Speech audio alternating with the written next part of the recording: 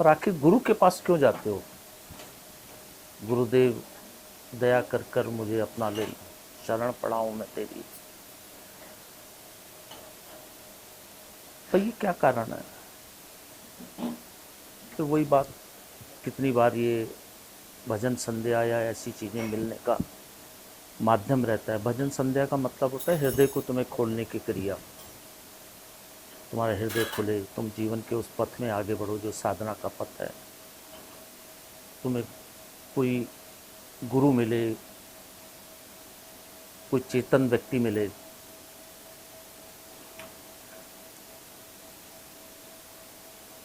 कि तुम उसके पास बैठो,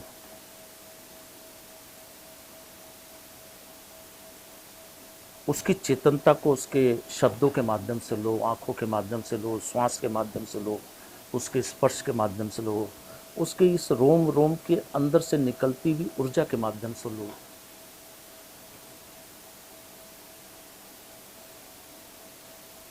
इसलिए हम लोग मिलते हैं। और फिर वही कि जब तुम घर जाते हो तो गुरु मंत्र की महिमा का तुम्हें वो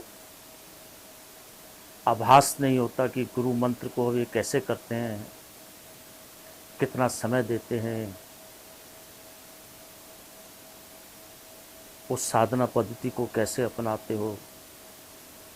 तो यहाँ तक तो तुम ठीक रहते हो, मेरी ऊर्जा के अंदर रहते हो तो ठीक रहते हो। घर जाकर फिर तुम उसी प्रकार से हो जाते हो, और जब उस प्रकार से हो जाते हो तो फिर ठहर से जाते हो, तो गुरु की उसकी लपट को प्राप्त नहीं कर पाते। ये सारा संसार तो मोह माया जाल है, कोई ऐसी बड़ी बात नहीं, हमें भी पता है।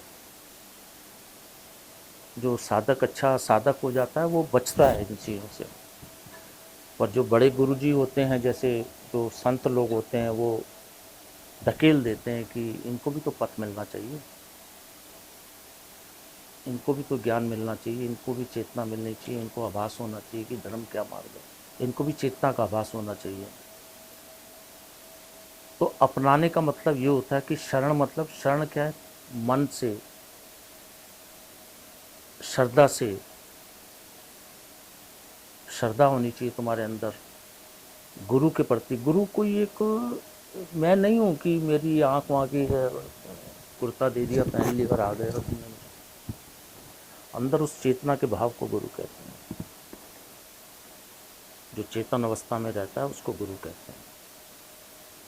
वो सर्वव्यापी है, वो चेतन अवस्था, वो सब जगह है, वो इस जगह है, उस जगह। उसको ग्रहण करने की क्षमता हमारे अंदर कम रहती है, क्योंकि मोह माया का सारा संसार रहता है। सास बहू का, माँ बेटे का, माँ बेटी का आदान प्रदान, माया का आदान प्रदान, इसमें हम सब चीज़ों को उलझा कर रख देते हैं। और जो समय होता है, जो गुरु स्मरण का होता है, उसको हम भूल जाते हैं।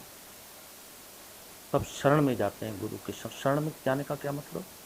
गुरु अपनी चेतना के द्वारा, उस अपनी आँखों के द्वारा, डीप के द्वारा तुम्हें देखने की कोशिश करता है कि तुम कहाँ तक पहुँचे हो।